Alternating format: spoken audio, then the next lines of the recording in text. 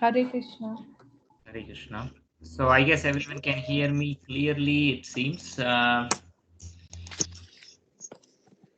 Okay. Can anyone check if the chat option is working fine for everyone? I know we had issues with chat last Saturday. So just wanted to confirm if the chat is Um, working fine. yep, it's working for me. Okay, I can see those messages, so that's great. So that is fixed. Um, how's everybody doing? So I think we have some attendees. It's already 5:05. I think we'll get started. So before we get started, I just wanted to spend a few minutes uh, talking about, just getting some feedback. This is a very last week was the first session, and I just wanted to know what worked, what did not work, and we'll continue to iterate and improve, just to make sure that we are in sync. And then, as you might have noticed, that on the WhatsApp group, I have been sending like a daily excerpts of from the book itself. So basically, whatever we covered in the previous session, like so, whatever I cover on Saturday, I plan to send it like just short excerpts, nothing long, from the book, whatever was already covered for like next 6 days or 7 days. So throughout the week, without investing like a lot of time, you are, it's not like brand new, like just if there's a gap for 1 week, what happens is when students come back, it's like you've already lost some of the contents that we have covered. So I just plan to send some short excerpts. So any other feedback in that regard? So I just want to hear some thoughts from the audience. Anyone? You can, anything, whether something worked, something did not work, even like how I'm presenting the class, or if I'm going too fast, too slow. Um, there's some things that you're not understanding, and if, as I said, please feel free to interrupt me. And a lot of these hiccups again would be initial sessions. Because for many of you it might be completely new, and as I mentioned in the message this afternoon on WhatsApp, that think of it like if you go to take up a new project in a new domain, you're learning about a new industry, and there are like a lot of specific terms that you might be hearing for the first time, or even if you have heard, it might mean something very different or something contextually very unique, which might be different from your understanding. And generally, there is no clean way to make sure that everyone is on the same page to begin with. But what I plan to do is that as we go through all these sessions over a period of time, whenever there's an opportunity, I plan to explain the meanings of each of those words, just to make sure that you have the right understanding. So to give you an example, I think there was a conversation going on. There was a question that was asked, and I responded. I was using the word Brahman, and then that Brahman word sounds so similar to Brahma, and also sounds so similar to Brahmana. And so, and you're trying to write this Sanskrit words in English, so the spelling is slightly different, but there's not much difference. So if we don't pay attention, like you might think that I am talking about Brahma, who is the four-headed first living being of the universe, who was born out of Vishnu. But I'm actually referring, I'm not referring to Brahma, I'm referring to Brahman, which is the light or effulgence that is coming out from the spiritual planets. So that is, it comes from the same root, but it's a different word, Brahman versus Brahma. And then Brahmana, which is one of the four Varnas, Brahmana, Kshatriya, Vaishya, Shudra. Again, it comes from the same root, but it's a different word. So you can see how things could get confusing. And this is normal in the sense that it as we go through it, we'll take time to explain what each of those terms are. and then eventually you will get it. But anytime you don't understand, please feel free to interrupt or ask me any sort of questions. So having said that, again, I those of you just joined, I just opened up the floor to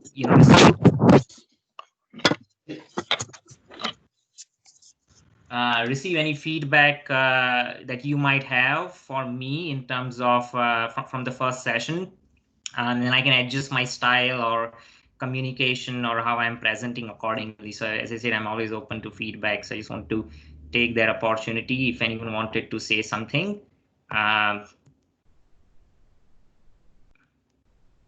Okay.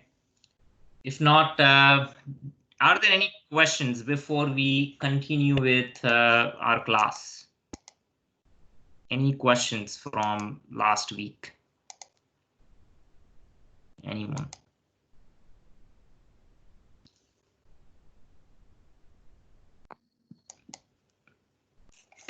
Kashyap, are you trying to say something? No. No. Probably I just added in the end. For now, I think I'm good. Okay. Okay, good. So I think what we'll do is, so we covered dedication and preface for Bhagavad Gita as it is, and today I plan to cover introduction. And introduction, we'll see. I think it would be difficult to cover it into one session, but we'll try to cover most of it today, and then we might need another half session or another session for introduction. And then we'll actually go into the Bhagavad Gita, the first verse of the first chapter after introduction's done. And you might question, like, why we want to go through introduction? Why can't we jump into directly into Bhagavad Gita? So introduction is directly from the author, Srila Prabhupada. And what he's doing is giving a good overview of what Bhagavad Gita is and then how we should approach it, as you will find out as we go through the introduction. And I think it's very important to understand, because we're trying to, any book that we read, when we try to get the message, we want to know what's going on in the mind of the author. What is it that he's trying to present? And that's why I feel that to do really justice to the commentary, I think it's important to go over the introduction. So having said that, let me get started. Is everyone able to see my screen? Yes. Okay. And then, I thought to make it more interactive, I also have my video on. I hope you are able to see that. Otherwise, you're looking at a screen and then, it's probably not as engaging. So I just have a split screen. And so I hope you are able to see my video as well. Okay. So Srila Prabhupada begins over here with invocation prayers. And invocation prayers are actually offered typically whenever you begin something auspicious. You want to acknowledge and offer prayers to all the spiritual masters, all the previous acharyas, then to Sri Krishna, Srimati Radharani, and all the Vaishnavas in order to invoke auspiciousness. So typically, once we actually go into verse by verse sessions, there are a set of few prayers that we will chant together. It only take few minutes to chant it, but today, while we are going through the introduction, I am not planning to recite those prayers. We'll take another opportunity, but I do mentally offer my respect to all the previous acharyas and Krishna, Srimati Radharani, and Srila Prabhupada for presenting this.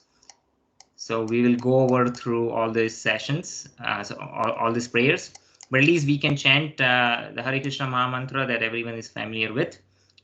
So, please feel free to unmute yourself and chant along with me. Hare Krishna, Krishna Krishna, Hare Hare, Hare Rama, Rama Rama, Hare Hare.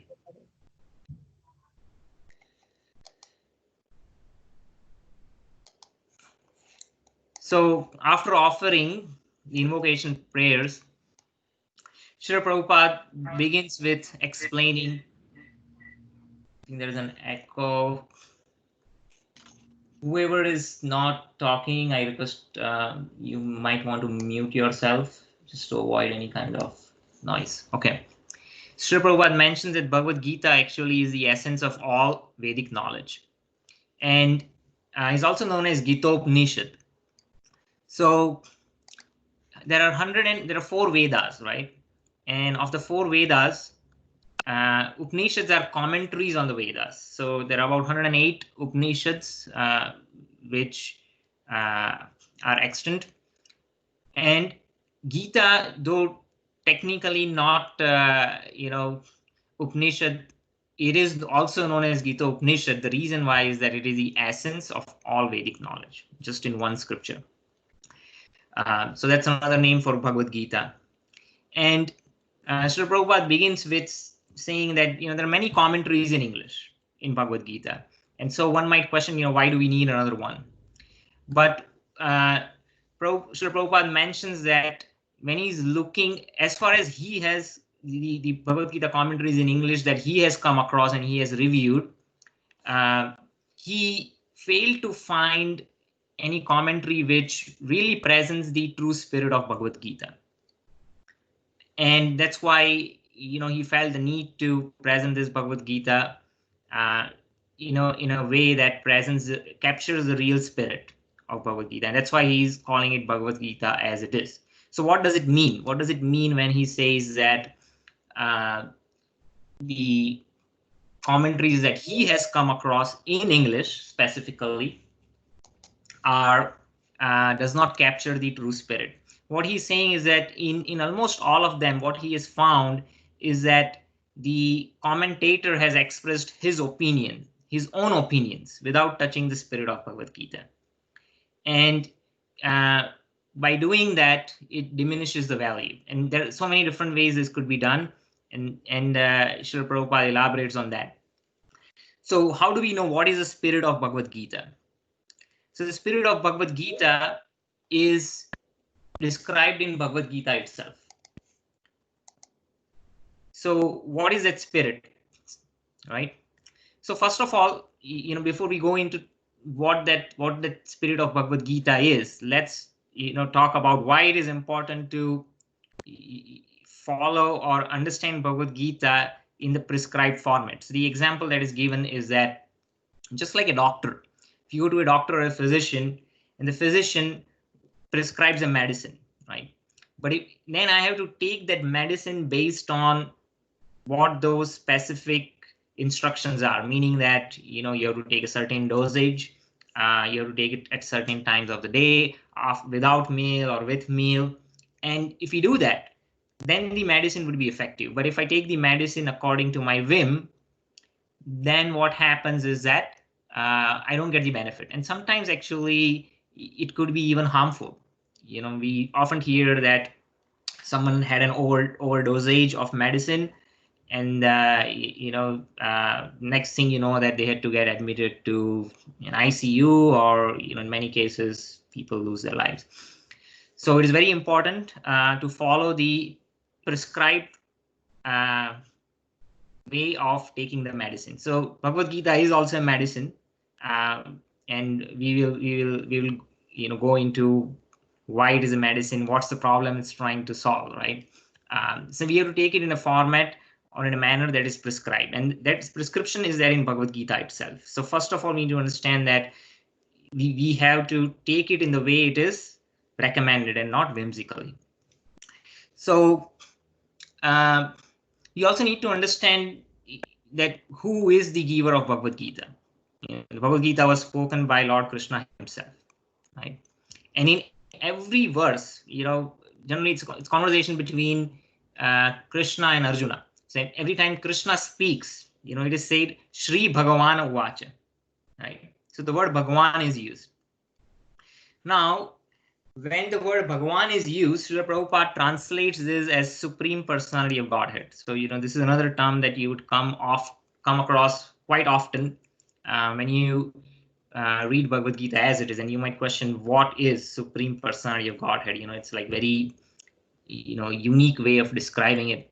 And Srila Prabhupada, the reason why he's using this term is, first of all, what is Godhead, right?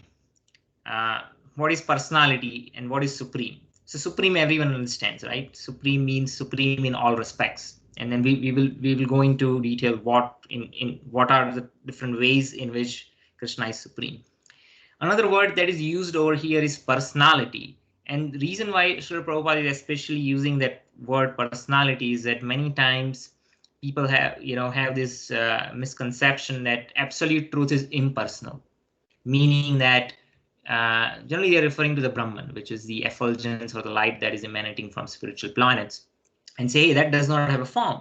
And so they think this is the absolute truth. The truth is spiritual light that is coming from spiritual planets, and that does not have a form. But as I mentioned in some of the conversations over my blog and on WhatsApp, is that what is the source of that light? That light is actually an emanation from the body of Krishna himself, or Vishnu, or so many Narayana forms in this spiritual planet. But because of the glaring effulgence of the light, one cannot see that personal form of the Lord. So the absolute truth is actually a person behind, who is the source of that light that is emanating, right? So that's why the word personality is used. And why Godhead? So Godhead, you can compare this to a fountain head, right? So when you go to a fountain, there is a head of the fountain from which you will see there are a lot of spouts. So, the water would come out from multiple nozzles in a very beautiful pattern, and it looks all beautiful, but it's all coming from the same source. So similarly, there are different Vishnu forms, there are different Narayana forms. They are all Vishnu Tattva. They are not Devas, they are not Devis. In the Vedic theology, we find that there are 330 million demigods and demigoddesses. And one can become a demigod or demigoddess by the dint of pious activities. But one cannot become Vishnu, one cannot become Narayana, one cannot become Krishna, one cannot become Rama. So Vishnu Tattva is a category that is different from Jiva Tattva.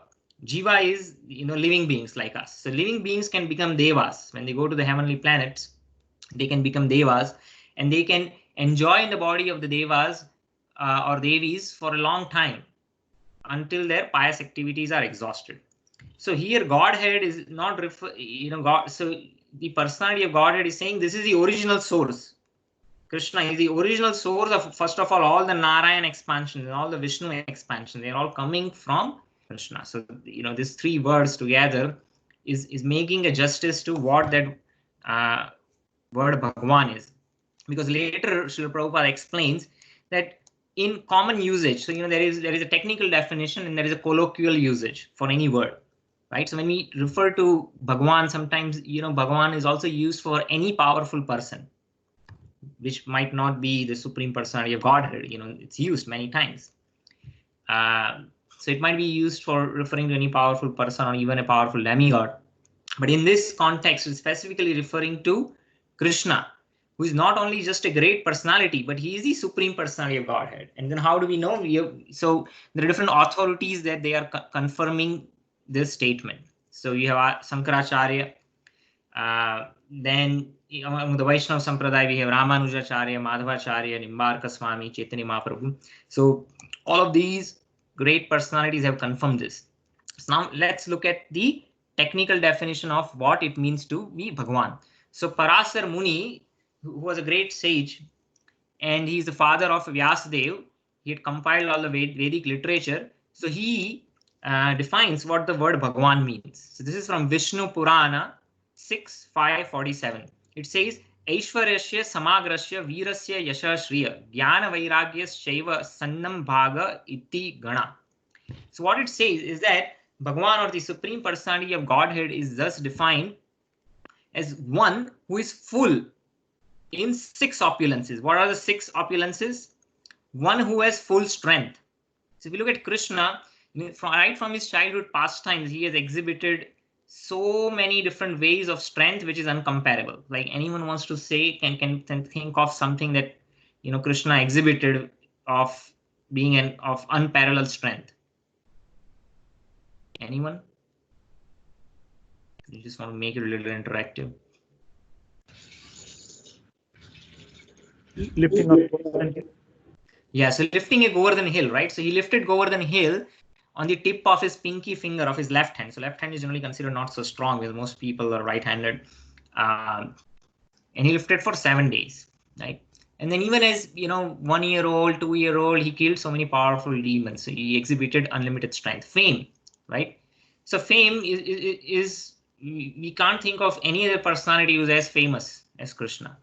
Right? There are other forms of Krishna are also equally popular, like Rama, Vishnu, Narayana, but Krishna's fame is also unlimited, right?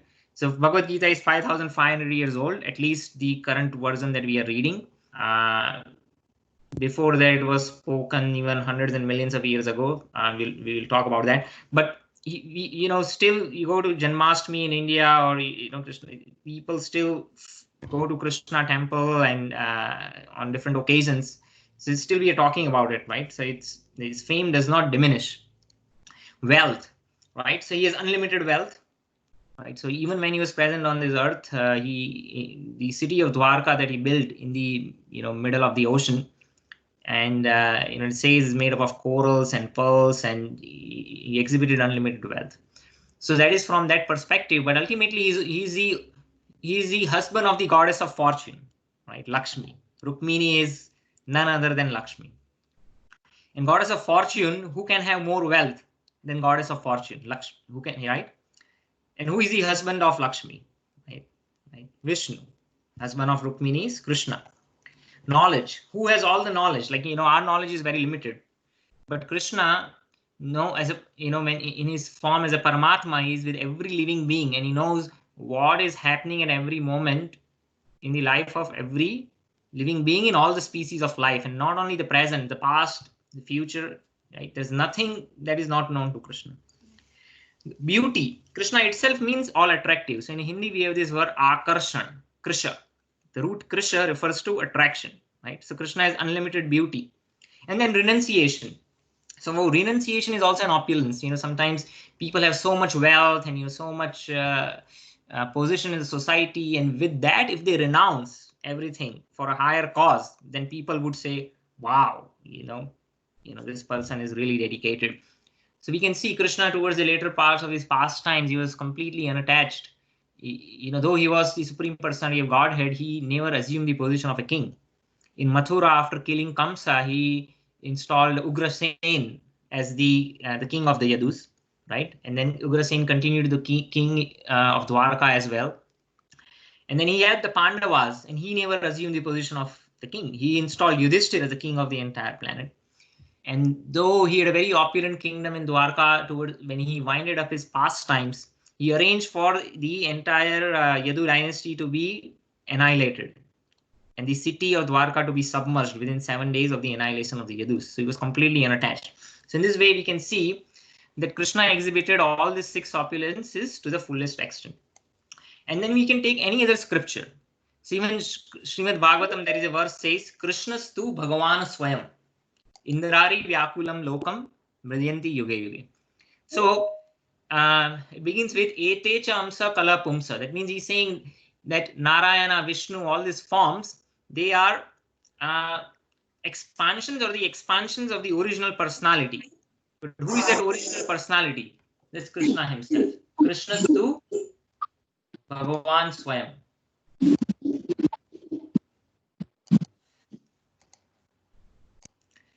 Okay. Any questions so far? I'll just take a break, and I just want to take a pause and open the floor for if anyone had any questions or comments, or if I'm going too fast, or if you did not understand anything. Okay, so keep going. If there are no questions or comments, when as I say, do not hesitate. Please feel free to interrupt if you have any doubts, and you can also send a message on chat, and if I don't look at it, I think Sarvana Prabhu is here. He will respond back. Okay. I have a question. Yes, Prabhu. Can you compare the 6 opulences with a demigod so that we can understand what's the position of a demigod? Yeah, so so I mentioned, another word that you would come across in the book is demigod, and then the prefix demi refers to almost or godlike, but he's not is not fully potent, and that's what that word refers to. Now demigods are very respectable personalities. They are in charge of different aspects of the governance within the universe. Just like in a country, when we look at the president is the head of the country, but then you have governors and you have mayors, and it's a large body of employees, whether a federal government or the state government, for making sure that things are running fine. Similarly, for the maintenance of the universe, we have 330 million demigods and demigoddesses, and they're very respectable, and they are powerful personalities in their own right. But as later in Bhagavad Gita, when we come across, Krishna would explain that the demigods, they have a fragment or a portion of the 6 opulences that Krishna has. So Krishna has it to the fullest extent, right? And demigods have it much more greater extent than we have, but it's still a small fragment of the unlimited opulences that they have across all the 6 categories. And also these are like positions or posts which are temporary, right? So Indra, when we say Indra, is also a post or a position. Many times in the Puranic stories, we find that some sage is performing tapasya, right? So Vishwamitra is quite popular. So when Vishwamitra was performing tapasya, Indra got scared, right? So why did he send Menka? Because he thought, oh, if he performs so much austerities, he might get my position. So Indra has a position, like, and I won't be the king of the heaven anymore, right? So heaven is also a temporary place for enjoyment, which is commensurate to our pious activities. So 6 opulences are present in the demigods. It's present even within us, But even if we take Jeff Bezos, right? He has so much wealth, but he is the richest person, but he does not own the entire planet, right? Now, what about other planetary systems or even the universes or all the opulences?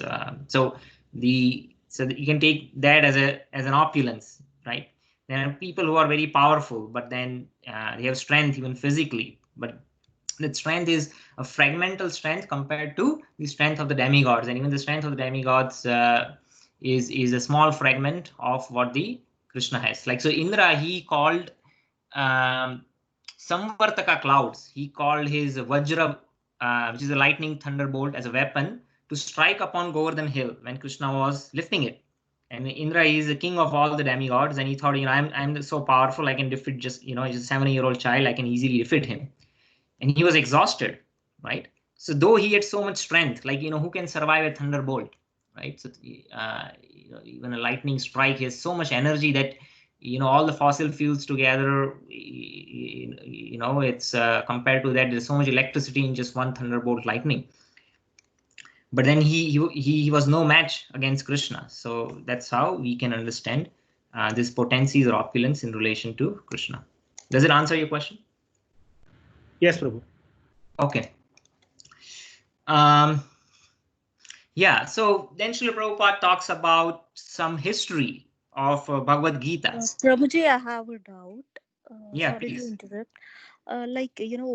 The demigods are always considered as a much more lifted spirits when compared to human.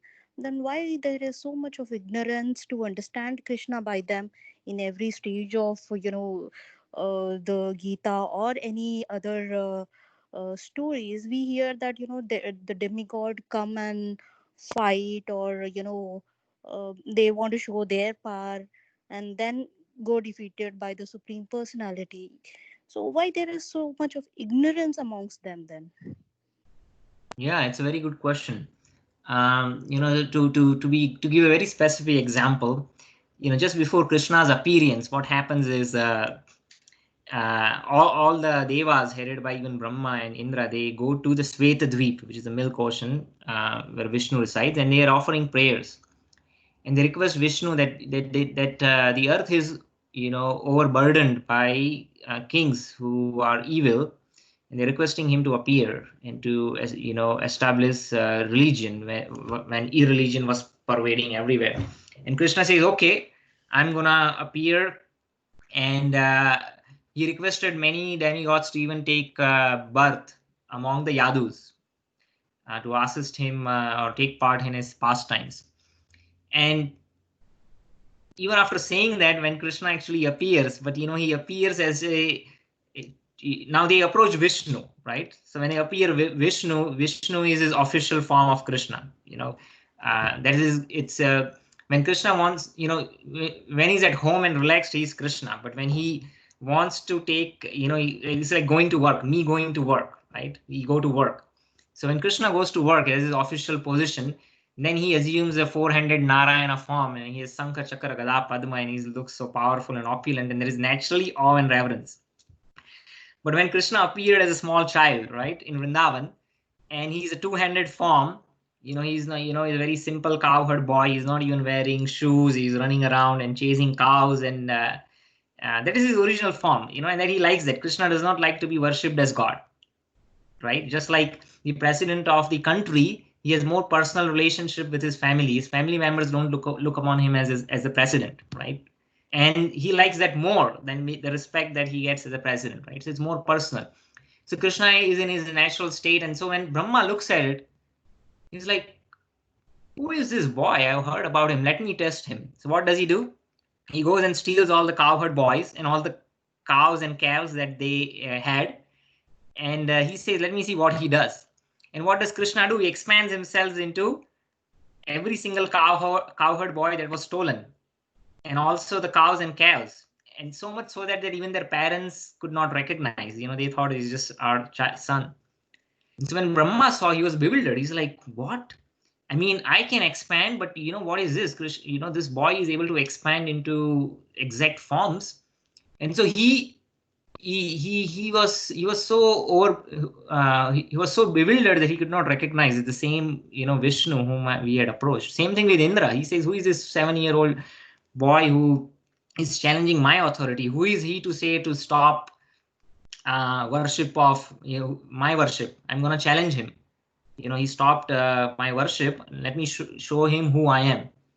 And then he's again bewildered. He's bewildered. Then he realizes after 7 days that this cannot be an ordinary child. So to answer the question, when it comes to Krishna, it's not easy to understand. Later it is described what to speak about human beings. Even the devas are bewildered, because devas, they generally have access to Vishnu. The personality of Krishna is difficult to access, is difficult to be accessible even by the demigods. Just like, if I'm a VP of a company, I might have access to Jeff, say I'm working at Amazon, I'm a VP, and maybe I have access to Jeff Bezos, right? I can meet him.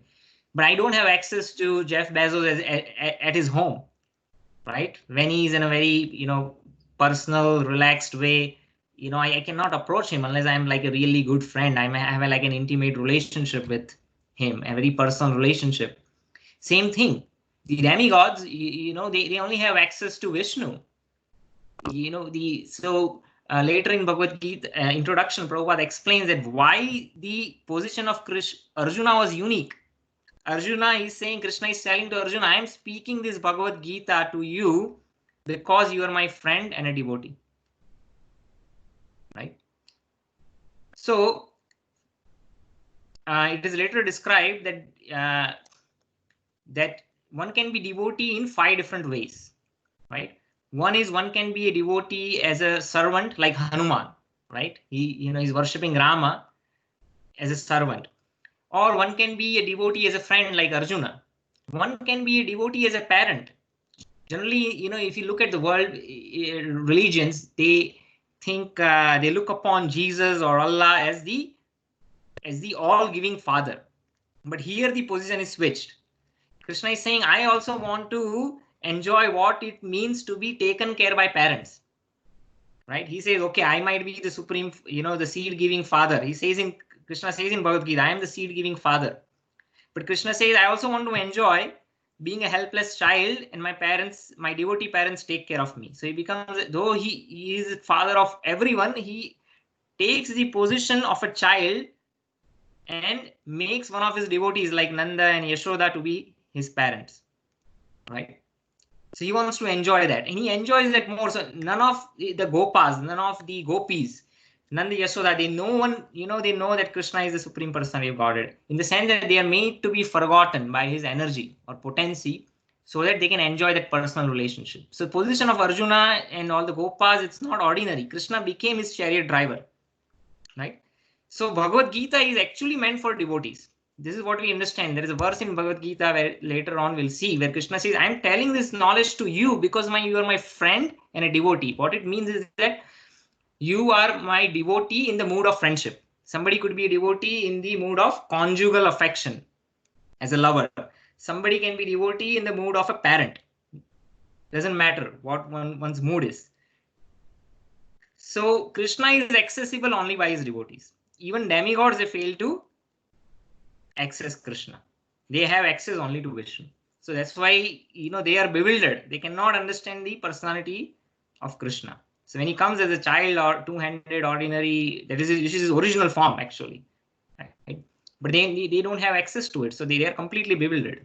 And that's why, they might pick up a fight with him. And even after all this, what did Indra do? Indra, now he realized that this Krishna, he's the Supreme Personality of Godhead. He apologizes.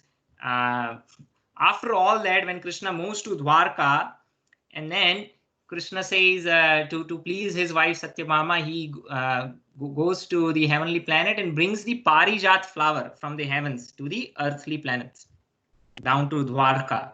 And so when he's doing that, Indra tries to stop him, right? Again, he tries to stop him. He said, why you are stealing away from, so he thinks this is mine, right? Krishna is the provider of everything. So, even after doing that, again, he picks up a fight with Krishna, and then he's defeated, and then Krishna brings the Parijat flower back to Dwarka.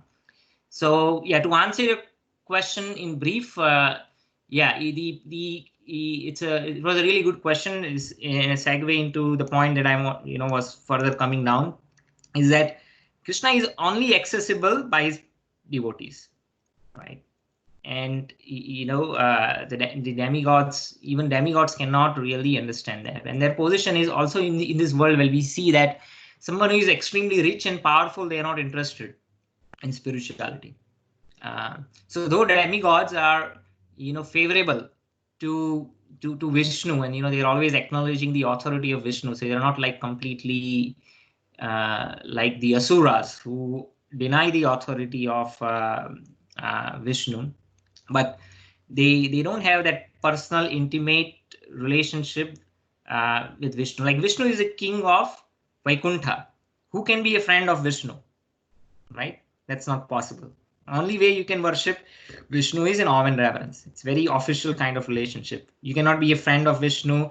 Who can be the wife of Vishnu? Only Lakshmi. No one has access to Vishnu, right? So Lakshmi Tattva is a different. It's not other Devi Tattva. She is special. She is not like the other 330 million demigods and demigoddesses. The Devis within that category is a different Tattva. And who can be the parent of Vishnu, right? No one has access to Vishnu. It's only awe and reverence. I hope that answers your question.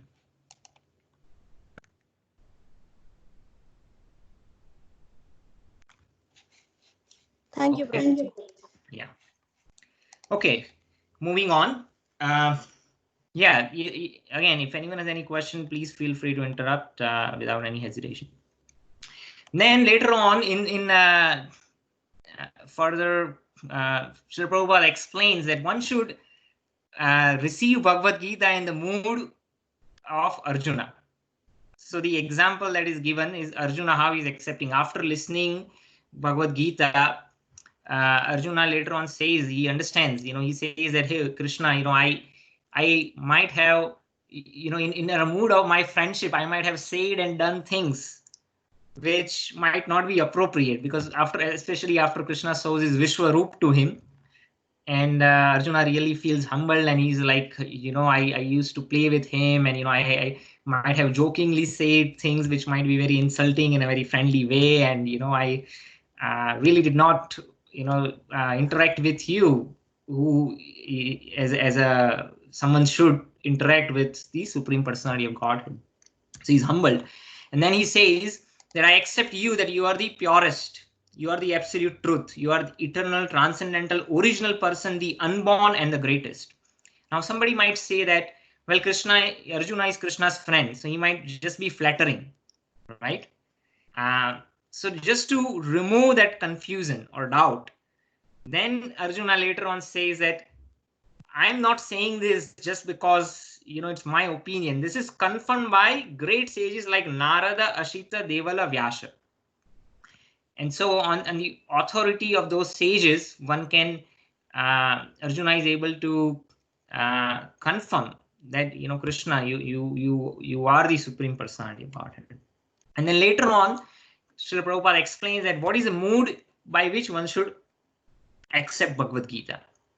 Then he says that Sarvam etad ritam manye, I accept everything that you say. Right? So he's saying, I accept everything you say to be true. Arjuna also says that personality of Lord is very difficult to understand. He cannot be understood even by the demigods. So we covered that point, right? We were just talking about this. That the demigods, even demigods, they don't have access to. Can I request everyone to be on mute if you're not speaking? Okay. So of course that doesn't mean that we are saying that you should blindly accept whatever is going to present it. That's not what it means. If you look at the Bhagavad Gita, the format, it's a back and forth conversation. So Krishna is explaining something, and we'll find that Arjuna said, hey, wait a minute, Krishna, you just said this 5 verses ago, and now you're saying this. This seems to me that this is contradictory. So it doesn't mean that Arjuna just accepted it blindly. It doesn't mean that we should accept blindly. We should ask questions. It doesn't mean that you should, but what it means is that we accept the authority of Krishna, right? At least Prabhupada later also mentioned in the introduction that at least theoretically, let's accept Krishna is the Supreme Personality of Godhead, and based on that, let's listen what he has to say. And when you listen, that doesn't mean you blindly accept it, you question it, right? But what happens is, if we even do not theoretically accept, then maybe you are not even willing to listen, right? If Krishna is just becomes any ordinary person, then I have my opinion, you have your opinion, Krishna has his opinion, everyone has his own opinion. Why bother listening to him, right? So at least theoretically we should accept, and then let's listen what Krishna has to say, and then you put it to test using your own intelligence, right? As much as we can try to understand, right?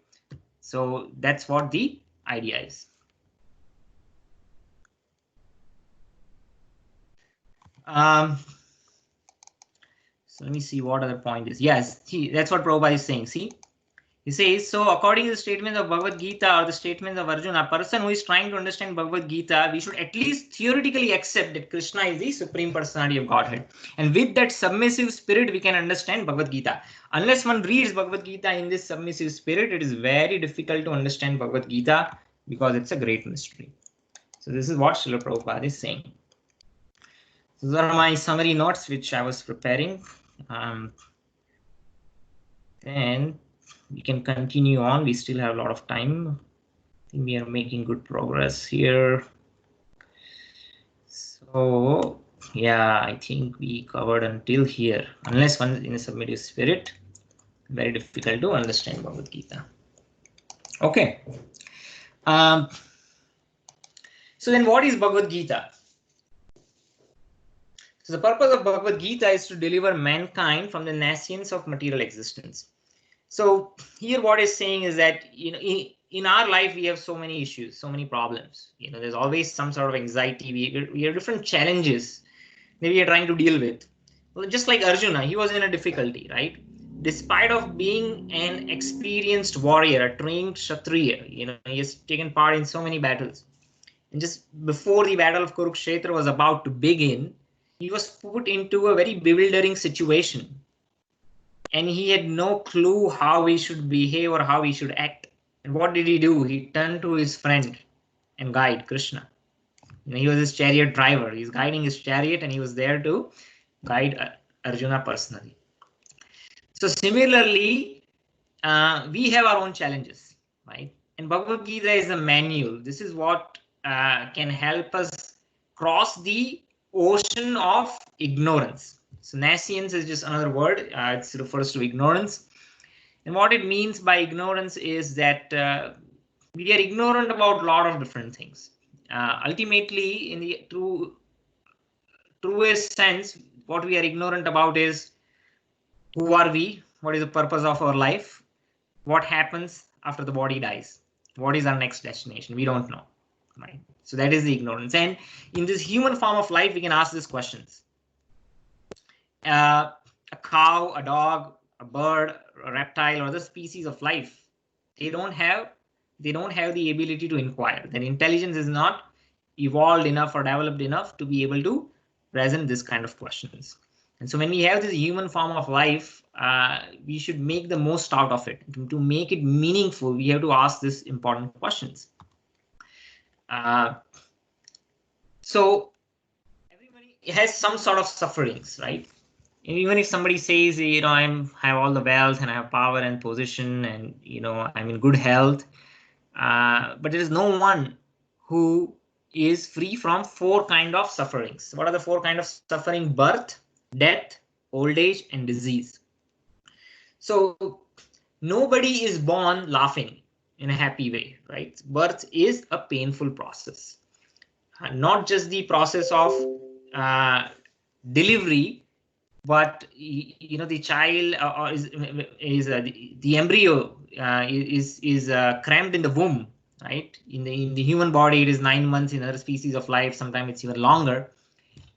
And the embryo does not have the ability to speak anything, or sometimes the mother eats something spicy, then they feel the burning sensation, but they cannot do anything.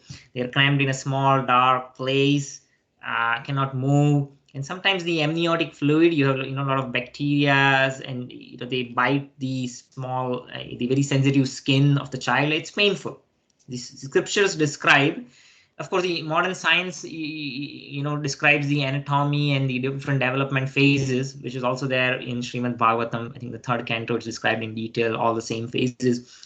But beyond that, it also describes the psychological state of the soul within, that modern science does not have access to. So birth is painful. The death is also painful. I think everyone can relate to it. No one wants to die, right? But death will come.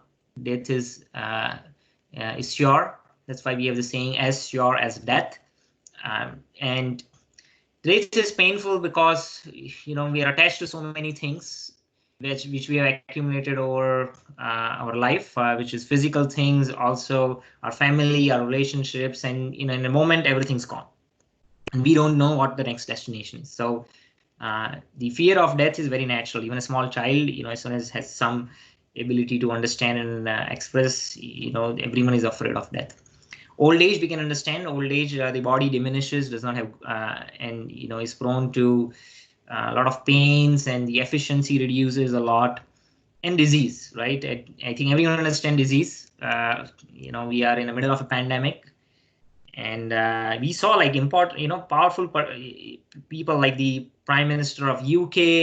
He got COVID, and then you might have come across mayors of the cities, governors, important people, powerful people within a company or organization. Like, no one's immune, right? Anyone can get a very serious or a deadly disease.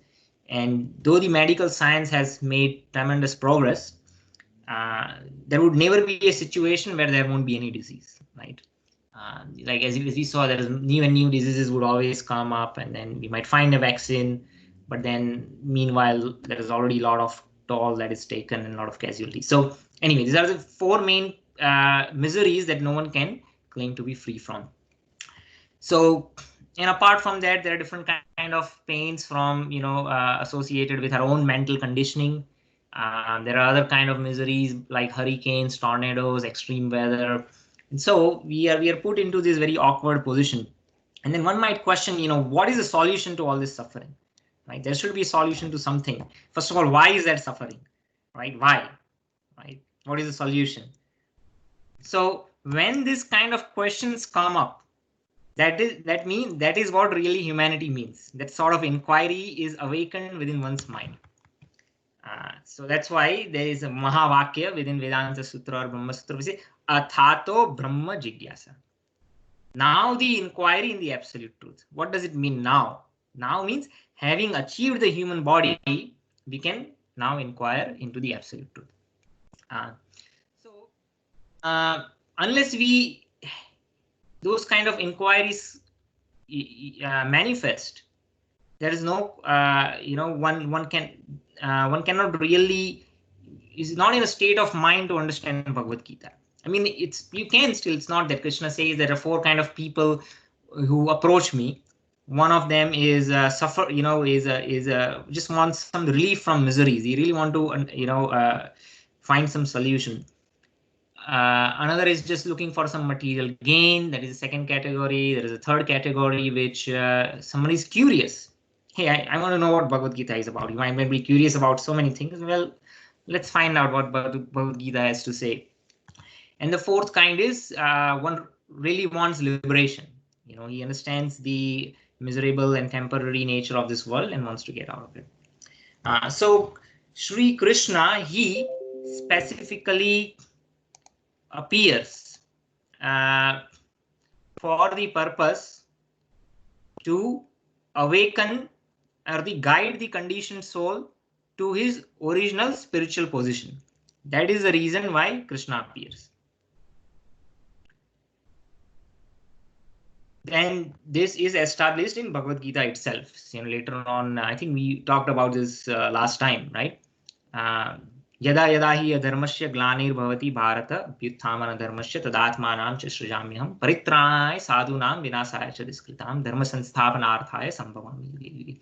Whenever and wherever there is a decline in religion and increase in irreligion, at the time I appear to deliver the pious and annihilate the miscreants. So that is the only reason Krishna appears. Of course, there is an internal reason that he appears, which is to give joy to his devotees, like Arjuna or the residents of Vrindavan. That is the internal reason. So there is an official purpose and there is an unofficial purpose, right? So sometimes when people go on a business trip, right, there's an official reason. But then when they are not doing business, they take time out to do leisure activities. So that's why, there's a term in travel industry we call blazer, like business and leisure together. So same thing, all these, desires or tendencies that we have, it's all coming from Krishna, right? Like Jesus say in Bible says, God created man in his image. So whatever we have, we can understand it's all coming from the Supreme Personality of Godhead, but it is in a perverted form. It's not in a pure form. That's the only difference. Similarly, when Krishna appears, he appears for internal reason and external reason. The internal reason is to give joy to his devotees, and the external reason is to deliver the pious people, who are, really inclined in spirituality and want, some sort of solution for all the problems of the life. Okay. Hare Krishna. Yes, Guru. There is a question from Bhargavi. Yeah, I'm reading. Many Puranas say Krishna is avatar of Vishnu. Please clarify. Why Krishna is the Supreme Personality of Godhead? Why Vishnu is not the Supreme Personality of Godhead? Good question. So from a Tattva perspective, the Tattva means philosophy. Or the official position. Vishnu is the Supreme Personality of, in terms of strength, power, opulence. It's very official role, right? So as I mentioned, the demigods, they have access to Vishnu. They don't have access to Krishna. So in Krishna, when he appears, he tries to, in his original form, he tries to cover his position as God, right? Why does he do that? so that he can enjoy that intimate relationship with his devotees. Suppose he is a four-handed form, then naturally, you understand, this is a powerful or personality. He is Narayana, right? So naturally, the other moods of friendship and conjugal affection or those does not naturally develop. So that is accessible only to the devotees. Now, to answer that specific question, why Puranas mention that? So it is described that when Krishna actually appears on this earth, so let's take the specific pastime. When the demigods approach to Vishnu, right, who is lying on the Svetadvip, and he's saying that the earth is overburdened by miscreants, please appear. So Vishnu says, don't worry, I'm going to appear. Who said that? Vishnu said it. Krishna did not say it, right? The demigods don't have access to Krishna, first of all. Right? They only have access to Vishnu. So they're approaching Vishnu, and Vishnu says, I am going to appear. So Vishnu, so what he does, so Krishna is actually appearing or expanding in a way from Vishnu, right? So Vishnu, so it is described in the Puranas and other places that Krishna, when he's coming, is sort of expanding from Vishnu. So that is true. And so when we read that, we or hear about it, we feel, oh yeah, Krishna is an expansion of Vishnu, right? But that is a limited understanding. What I mean by that is, so that is not untrue. I'm not saying that is untrue. That is true. But now you have to question, where did Vishnu come from, right? So in Srimad Bhagavatam, it is described that this Vishnu, there are different forms of Vishnu. So the Vishnu that the demigods have access to is just Shirodakshai Vishnu. So Shira means milk, Udak means ocean, Sai means sleep. So one who sleeps on Ananta Sesha or who is lying on the milk ocean, that is Shirodakshai Vishnu. That is the Vishnu to which the demigods have access. Now, that Shirodakshai Vishnu is actually coming from, where is he? It's an expansion of the Chaturvyuha. So Narayana has 4 other expansions, which is Sankarshana, Pradyumna, Sankarshana, Vasudev, Sankarshana, Pradyumna, and Anirudh. So this Chaturvyuha expansions, they are in the spiritual sky. The Shirodakshai Vishnu is a form of Vishnu within this material universe where there is birth, old age, disease, death. And these universes, they are created and they are destroyed. Let me see if I can find a picture over here. Aranodak. And then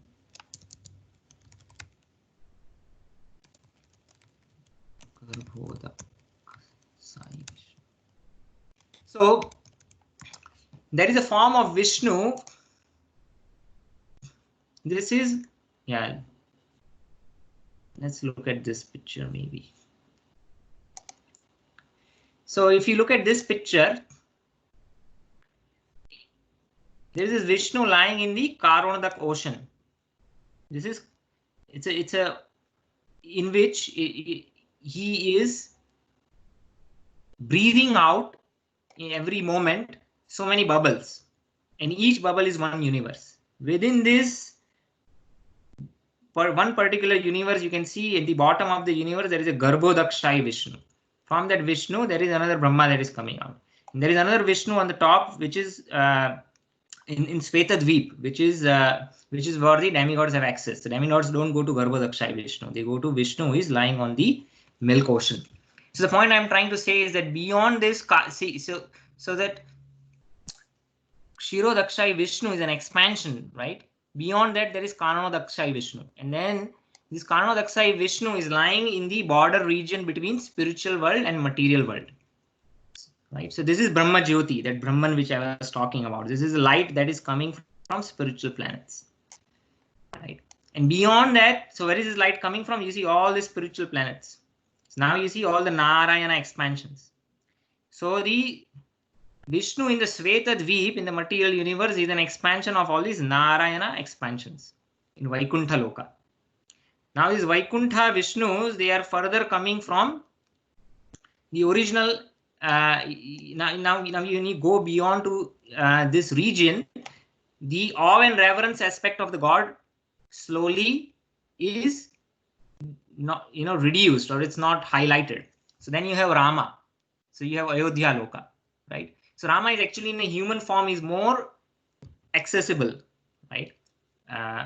It's the same person. There is no difference between Vishnu and Krishna. From a philosophy perspective, there is no difference. They are all equally powerful.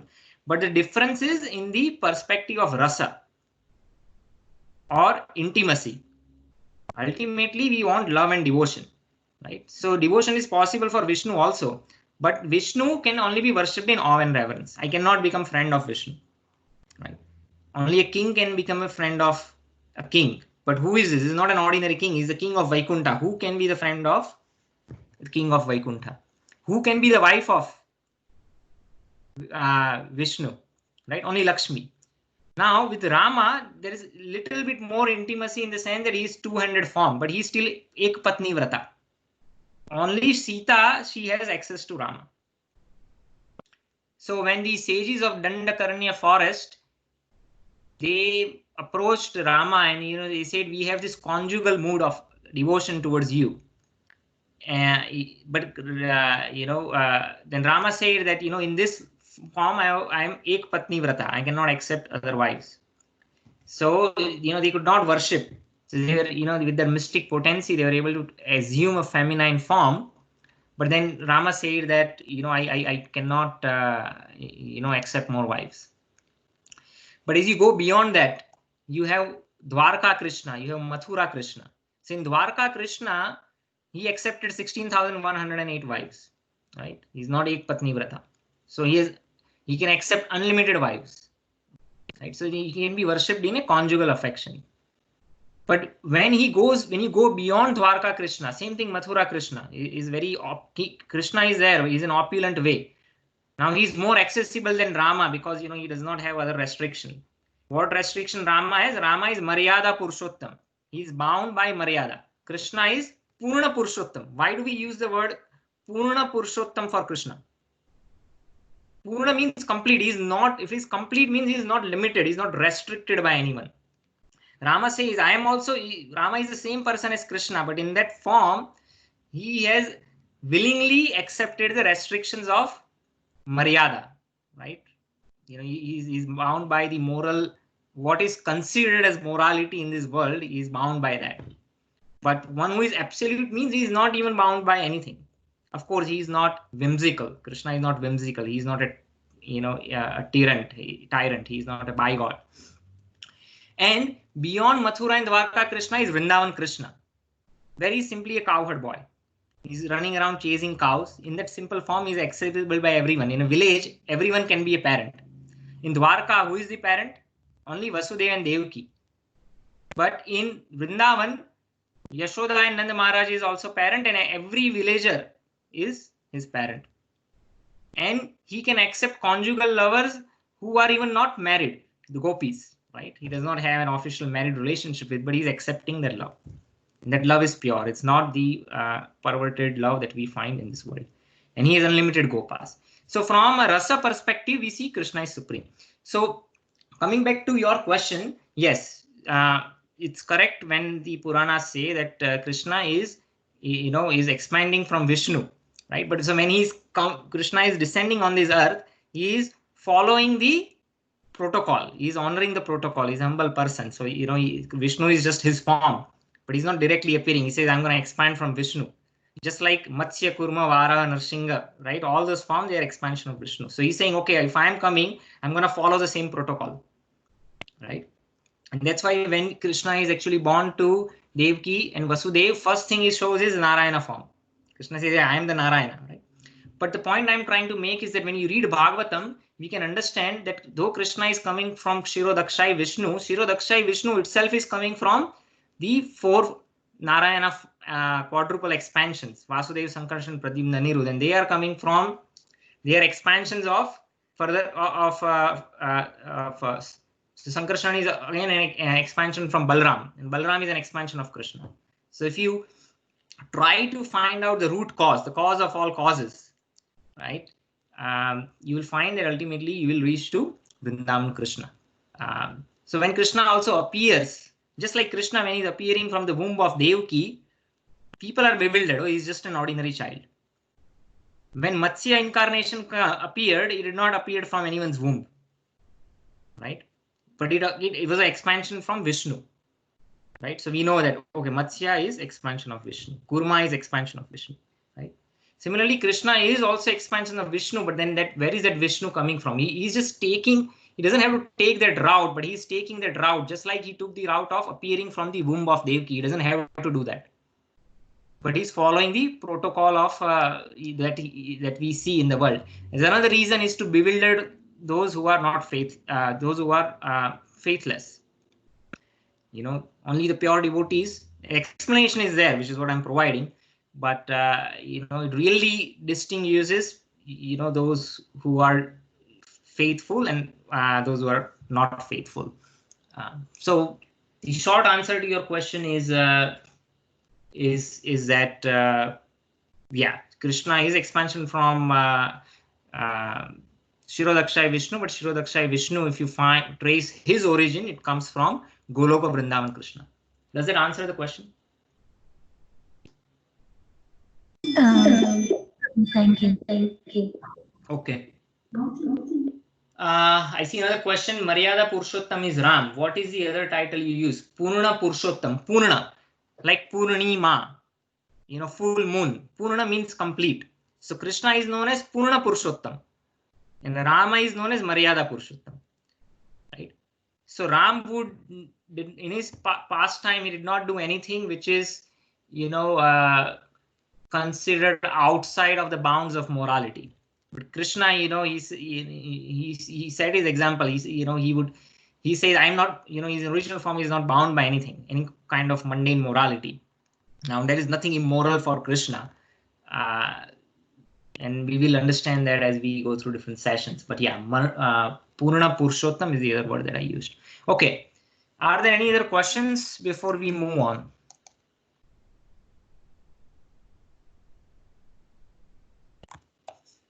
Okay, so let's continue. I think we still have 20 minutes. I believe we can cover the next session within those 20 minutes. So the next session, Srila Prabhupada now actually goes and dives into, so far he has been talking about the who is Krishna, what mood we should approach and things like that. Now he's talking about the actual content and what are the 5 main topics of Bhagavad Gita that are covered. So the first one is Ishvara. Ishvara means controller. So that is the first topic of Bhagavad Gita. Another topic that is covered in Bhagavad Gita is Jivas. Jivas means living entities. So we are all living entities. These are the souls or Atmas who assume different kind of bodies, right? And this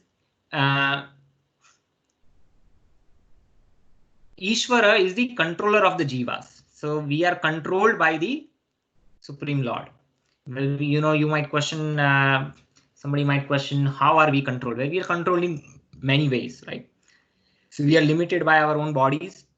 We are limited by space. We are limited by time. You know, for instance, if there is a nature's call, I cannot say that I'm going to ignore it. You know, I have to go. If there is a nature's call, I have to go, right? So I am controlled by the demands of my body. I'm controlled by the urges of my senses. You know, we have 5 different sense organs, especially knowledge acquiring sense organs: the eyes, the nose, the ears, the tongue, the skin. They have all their urges, and those urges are pulling the body. They are dictating the body. So we are controlled by the arrangement, different kind of arrangements of this material world, which are done by the Supreme Lord. So in this way, we are controlled by Ishvara. So Jivas are the other category. So we have this idea that we want freedom, but you know, in our original state we do have freedom. In our liberated state we have freedom, but at least in our, you know, our conditioned, materially bonded stage, we don't have freedom. So that's why Srila Prabhupada is saying, if living entity says that he is not controlled, that he is free, he is insane.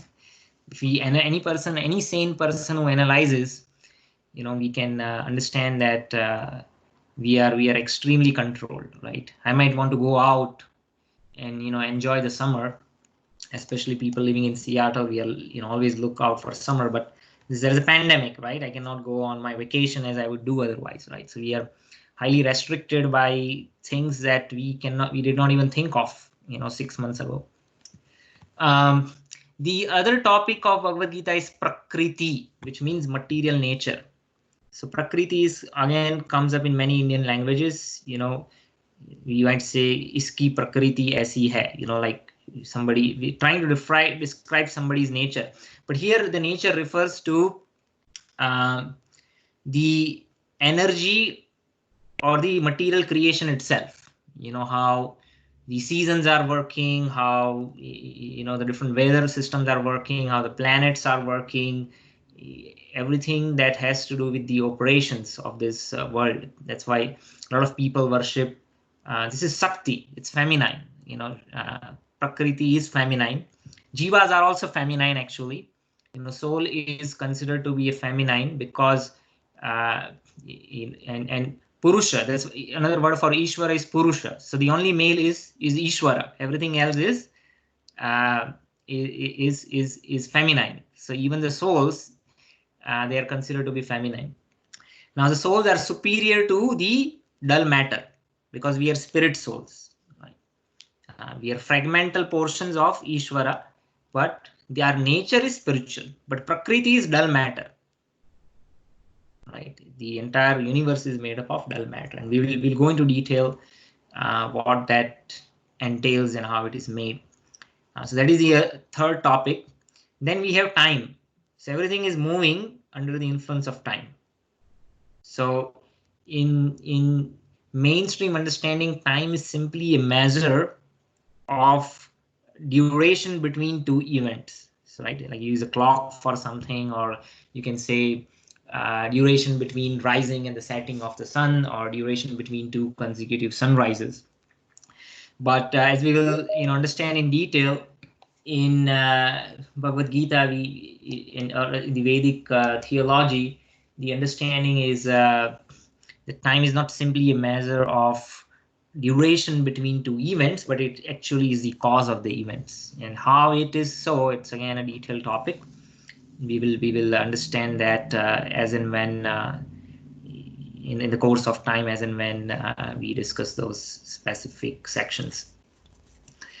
And then the fifth one is karma. So karma refers to activity and prescribed duties, but karma could also it's depending on the context, it also refers to the reactions of those activities. So there are different prescribed duties depending on different nature of human beings, which is the 4 varnas. But when we act against those principles, or engage in activities which are forbidden, those are called vikarma, or forbidden activities, and then you have a negative or a bad karmic reaction. And so karma is also another category that is discussed. So there are the 5 main themes which would be covered within Bhagavad Gita.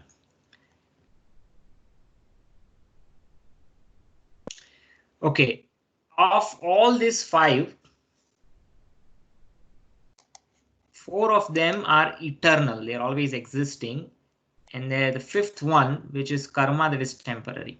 And how so? We will talk about it. So the first thing is that the Ishvara is the supreme Godhead, Krishna. Now, there was another topic that we touched a little bit, and I think this word will come again and again. So let me clarify this. You have Krishna, or Prabhupada says that Ishvara is either the supreme Godhead, Krishna, or the Brahman, or the Paramatma. So those from Indian background or origin would have heard the term Sat Chit Anand, Sat Chit Ananda Vigraha, or Sat Chit Anand. That term comes up quite often to describe the absolute truth.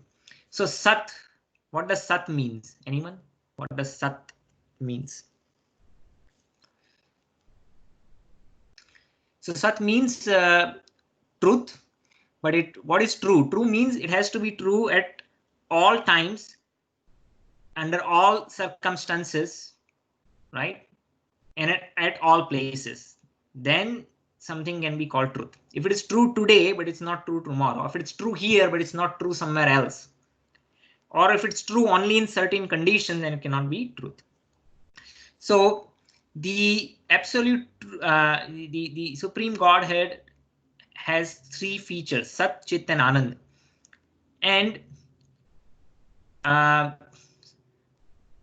they are more prominent in certain features. What I mean by is that the Brahman, which is the effulgent light which is emanating from all the spiritual planets, right? Remember that photo that I showed you where your spiritual light, which is all this light rays coming from spiritual planets, that is Brahman.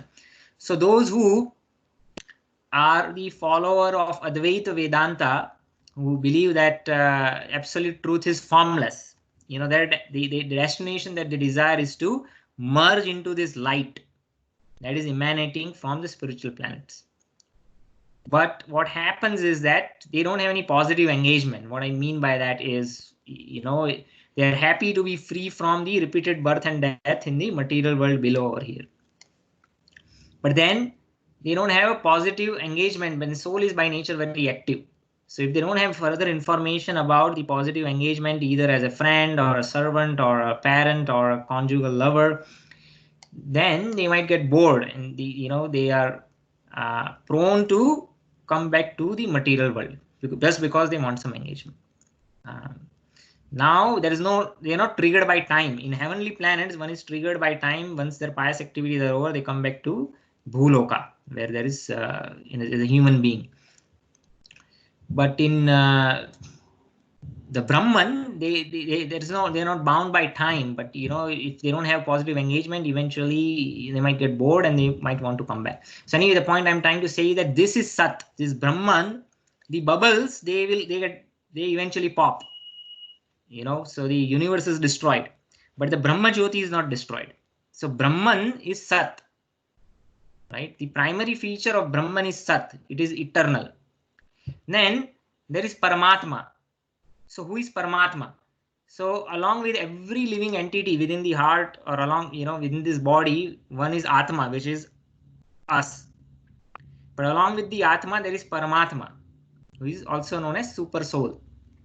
This Paramatma is following us from one body to another body in all the species of life since time immemorial. Is always following us. And what is that Paramatma doing? It is observing our activities. It is guiding us. It's based on our sincerity or what our inclination is. The Paramatma is giving us memory, intelligence, remembrance, forgetfulness, and is also a witness to all our activities. So this Paramatma knows everything about my present life, my past life, not only my life, but every living entity in this universe. These are trillions and gazillions, huge number. There are so many souls. Paramatma has complete knowledge of past, present, future of all the living entities. So the primary feature of Paramatma is Chit. So Sat, Chit, Ananda, I said, right? So Paramatma is Chit. Chit means knowledge. So Paramatma embodies complete knowledge. Brahman embodies complete truth, right? So Sat, Chit, and Ananda. So Ananda can be found in the personality of Godhead, which is Krishna. So where is that? That Brahman light is coming from the body of the Supreme Personality of Godhead, or even Vishnu, Tattva, or Vaikuntha Lokas. Because why? When there is a person, when there is a personality, you can engage with the personality. There is a personal relationship, right? Otherwise, it's all impersonal. Personal relationship means the devotee is engaging with that form of God, with Krishna, either as a Gopa or a friend or a parent or a conjugal lover, and that gives pleasure. Ultimately, we are all social animals, right? So why is that?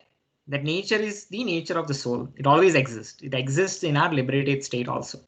The thing is, in this world, we are trying to get that enjoyment and we have those expectations, but we are all imperfect persons. I am imperfect. And the relationships that I'm seeking with other persons, they are also imperfect. So I cannot get, perfect full enjoyment, ananda, with imperfect people. But Krishna is perfect. Right? Purush Uttam. Uttam means perfect, is the best of all the Purusas. And he's Purna, he's complete. So the Ananda feature of the truth is manifested in the personality of Godhead. The Chit or the knowledge feature of the truth is manifested in Paramatma. And the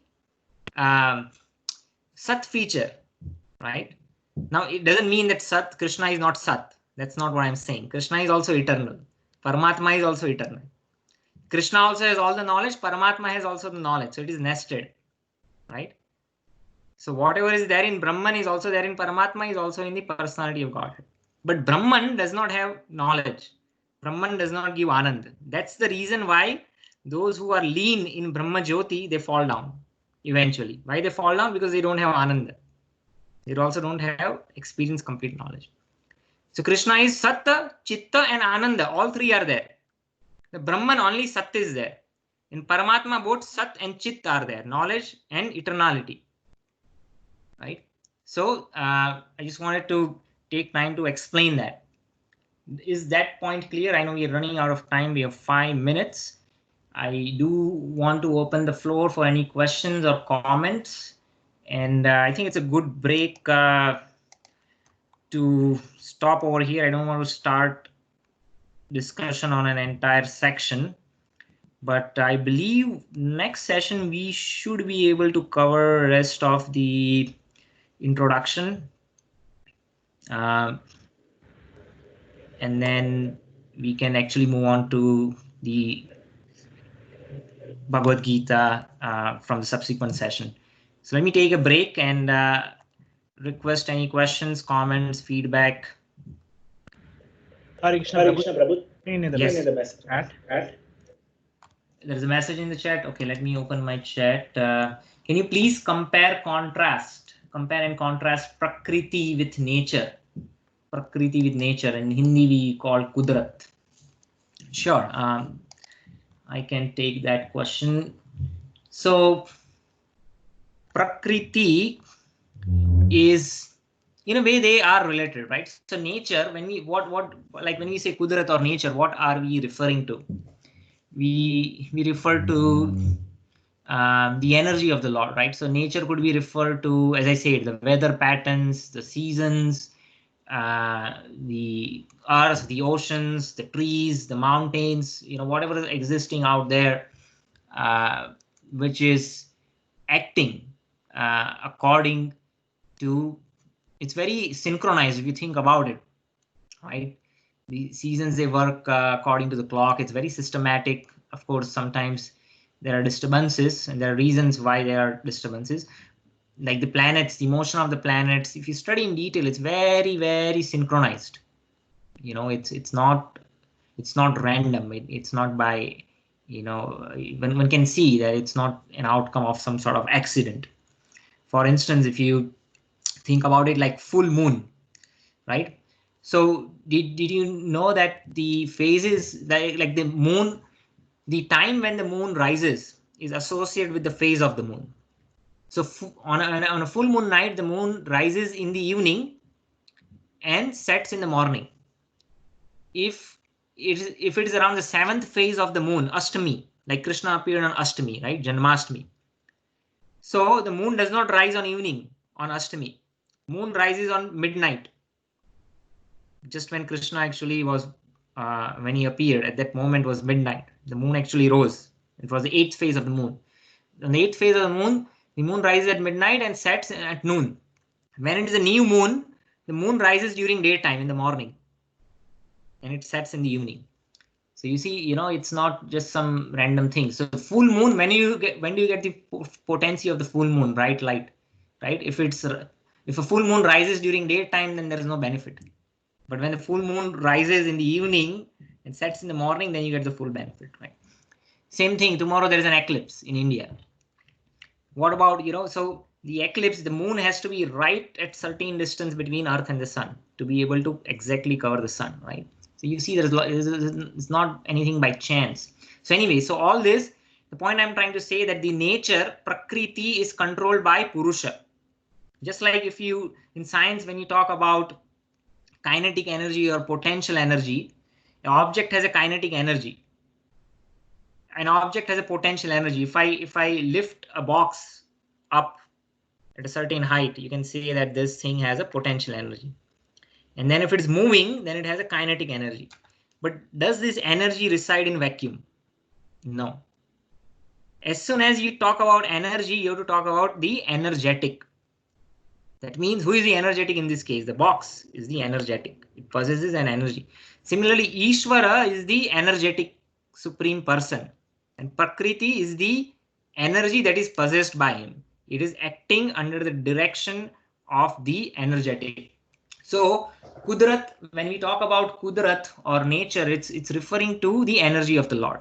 So Sakti, we also worship Sakti as Durga or Amba. That is her personal form of that energy in this material world. So it's referring to the Shakti. I don't know. I mean, there is a more detailed answer that I could give in this regard. But I think we will cover that topic further down the line, and we can go more into detail of what that Prakriti is. But to answer your question, if Prakriti and it's almost synonymous terms. Does it answer your question? Yes, it does. Thank you. Okay. Maulik, if Paramatma controls our activities, but we succumb to Kama, Krodha, Lobha, Moha. So Paramatma is not controlling us. He is a approver and a witness. So what I mean by approver is we came to this material world to act according to our whims, right? And so when we came here to act according to our whims, the Lord does not interfere directly. Otherwise, we would all be robots, right? But he does give some intelligence. Paramatma is waiting for us to turn our attention towards him. If we turn our attention towards him, and if we are fully surrendered to Paramatma, then he takes the direct control of us. As in the case of pure devotees like Arjuna, we will come across many other examples like Prahlad, Dhruva. But for others, he is not taking a direct control. So he is not controlling our act. But what he does, he gives his permission. Just like, if I have a child and the child, if I explain so much, don't do this, this is not good for you. The child is not listening at all, doesn't want to listen. The only way you can correct the child is you give him a controlled environment where you say, okay, you go out here, do what you want, right? I'm letting you do it. I don't want you to do it. I'm letting you do it because you're not willing to listen. But when you have that bad experience, right, then from your bad experience, you will learn. Prabhupada, I think he said, was he giving an example of his son? He used to, or was his own example? I'm confusing. When he was a child, or maybe when he was trying to train his child. But like, don't put finger in the fan. And then the child did not listen. So what he did, he turned the fan little lower speed and said, okay, put the finger. And you get hurt. Or if you tell a child that don't put finger in the fire, but if he won't listen, then they might, take his hand and allow him to bring the finger a little close to the fire.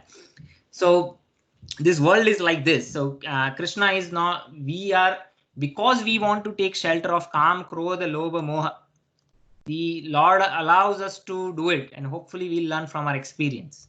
So like if somebody is bound to steal something, he's so inclined to steal, then the Paramatma will give intelligence. Okay, this is not good for you, but you will learn from your experience, hopefully.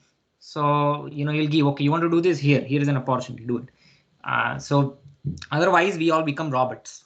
So the role of Paramatma is that he is not only in the case of pure devotee, he takes a direct control. Otherwise he is simply a witness and a sanctioner. If he gives sanction. Does it answer your question, Maulik? Okay. Any other questions? I think we are already 3 minutes over time. If it is a quick question, I can take that question. or Hare Krishna. yes, please. Yes, I Yes, just I wanted just to wanted know to that know all the that all the incarnations that incarnations come that to come this to world, this like Narsim Dev, Kurma Avatar, Matsya, they are coming from Shirodakshay Vishnu. Yeah, I mean, in an official sense, yes, right. They're all emanating from him. And are they like fully potent like the original Krishna in Vaikuntha, in Golok Vrindavan Dham? Yeah, from a tattva perspective or opulence perspective, they are fully potent, but there is a difference in rasa, bhav. Like how intimately devotees can interact with them, that is different because all of them are in different form. Like when Lord appears as a Matsya, as a human being, I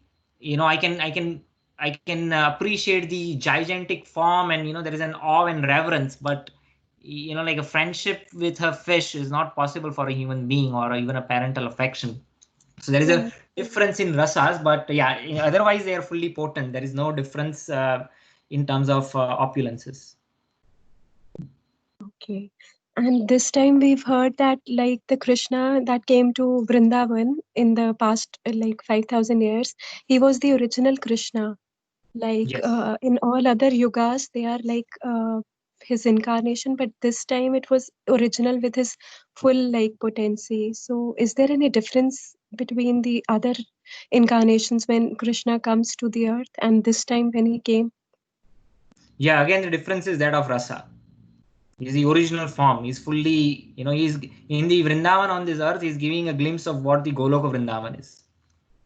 And, he is the same person that in Golok of Vrindavan. So he's completely non-different, the original personality of Godhead. Yes. So the difference is in terms of rasas again. So in previous yugas, you had, Rama, or even there is a Yagya incarnation, there is a Hamsa incarnation. They are all fully potent, but the rasa is different. Krishna is Purna Purushottam and is Rasho Vaisaha. Raso Maisa. He is fully potent not only in Tattva but also rasas. He exhibits his moods and relationships in fullest extent without any restrictions. Okay, does it answer your question? Yeah, thank you. Okay, there's one last question. I think, and those who need to drop off, that's all right. I don't want you to hold you back, but there's a question that came up, and if there are more questions, I'm willing to answer. And others also, you can always reach me out on WhatsApp, or if you want me to talk to you on phone sometime, I'm available. So do not hesitate at any point in time. So I just wanted to mention that. Okay, next question. Sat Chit Ananda. So Brahman is Sat. Primary feature of Brahman is Sat. Paramatma is both Sat and Chit. And Anand is the form of the Lord. So you can say Bhagavan. So the question if you're looking for a word for the embodiment of not just Anand, but Bhagavan is the embodiment of Sat, Chit, Anand, all three of them. So I just sent it over chat and I also answered. So that would be Bhagavan. Any other questions?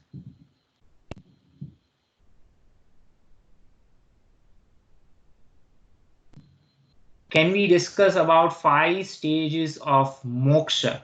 Yeah, this was about, I think that there was a conversation on the chat, on the WhatsApp. I think there's an interesting conversation. I think, we can talk about it. Those who want to know, you can, continue to listen to the conversation. Let me mention that. So what I was saying is that the preliminary stage of liberation is sayujya.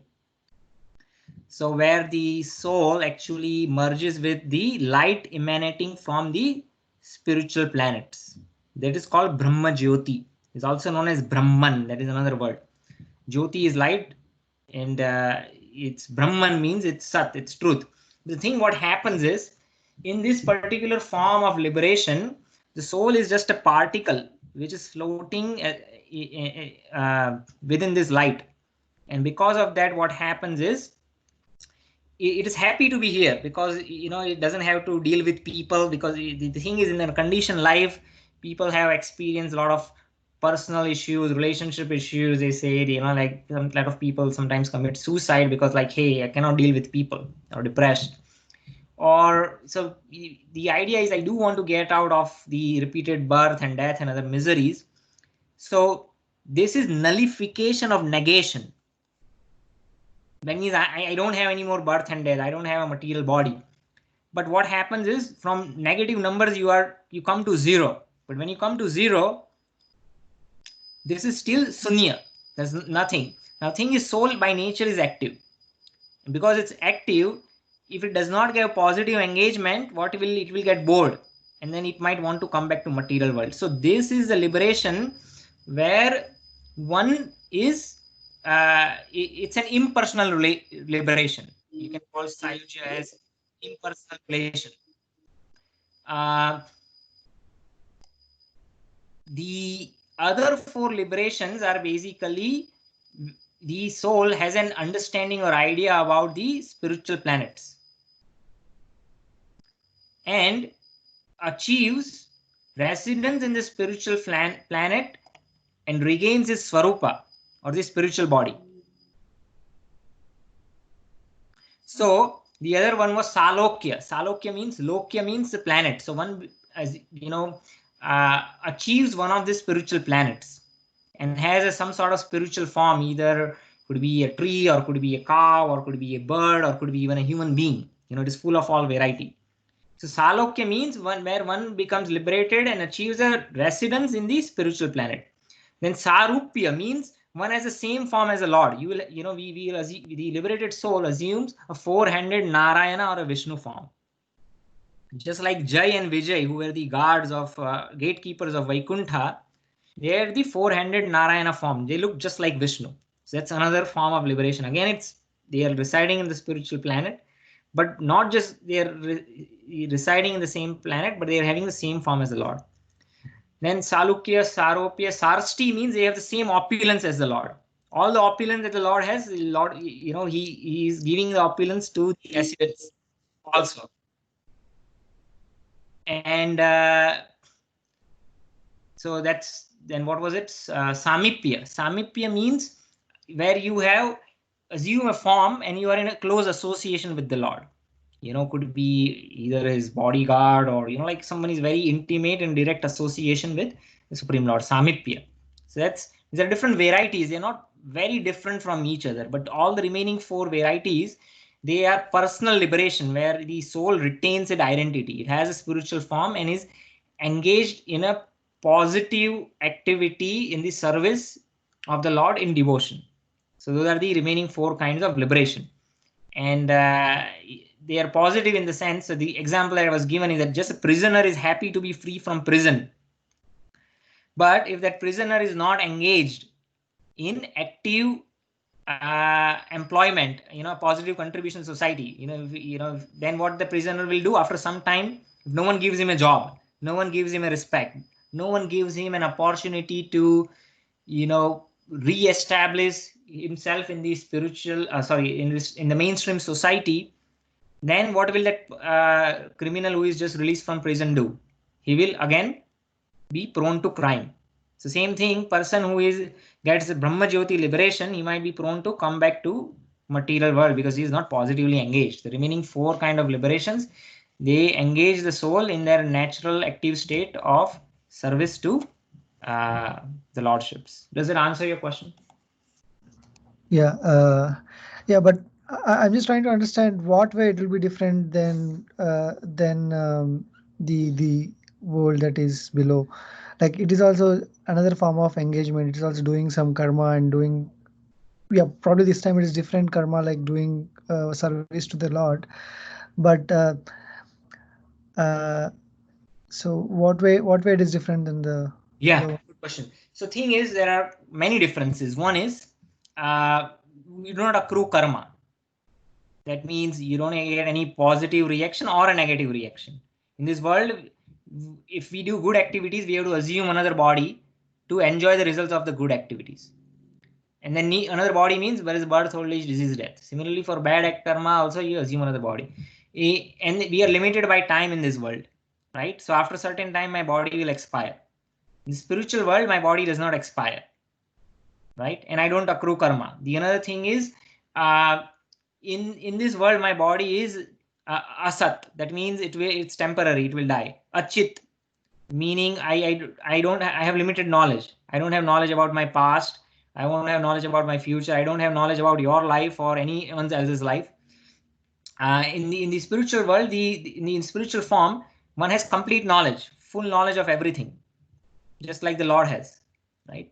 So chit, the knowledge is there, and ananda. So right now our body is nirananda, it's afflicted. So we have very little minute pleasure in this world, and that pleasure is also interrupted and it's polluted. So you suppose if I have so much wealth, that wealth is enjoyable, but it's not pure. What I mean by that is I have to work very, very hard to first of all get wealth. That working hard is not pleasing.